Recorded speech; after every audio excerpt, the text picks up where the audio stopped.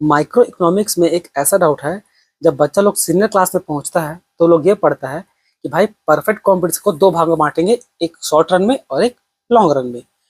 Short run में तो भले ही बिजनेस आपका नॉर्मल प्रॉफिट भी और आपका सुपर प्रॉफिट दोनों कमा लेती है, ठीक है। लेकिन जब बात लॉन्ग रन का आता है तो लॉन्ग रन में बच्चा लोग पढ़ता है कि वहां पर हमेशा वो नॉर्मल प्रॉफिट ही अर्न करेगी।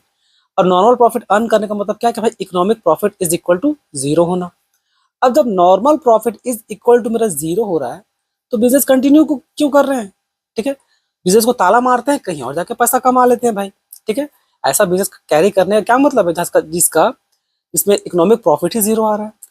द थिंग इज कि बच्चा लोग को economic profit is equal to zero का मतलब नहीं ठीक से पता होता है।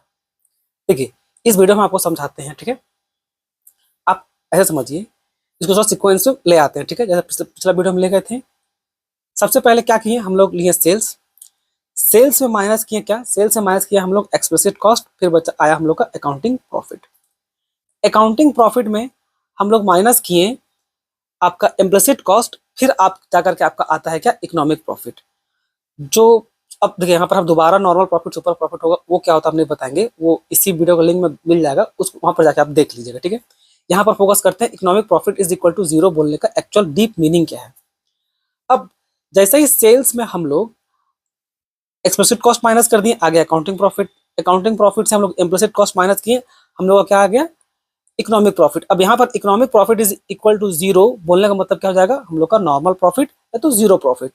इसका मतलब यह है बच्चों, देखिए जो चीज आप लोग जो समझते नहीं है ना, वो है आपका इम्प्लिसिट कॉस्ट को।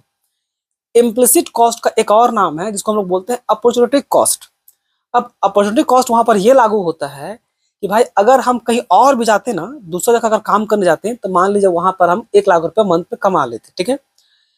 इम्प्लिसिट कॉस्ट जब माइनस कर रहे थे ना, सेल्स लिए एक्सप्लिसिट कॉस्ट माइनस किए, और जब इम्प्लिसिट कॉस्ट माइनस कर रहे थे तो इम्प्लिसिट कॉस्ट में जो हम बाहर जा करके 1 लाख कमाते ना, वो 1 लाख भी यहाँ जुड़ा हुआ है।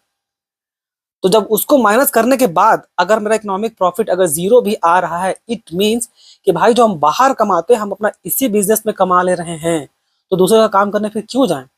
जो प्रॉफिट हमको बाहर मिल सकता था, जो पैसा बाहर कमा सकते थे, वो पैसा हम अपना इसी बिजनेस से कमा ले रहे हैं।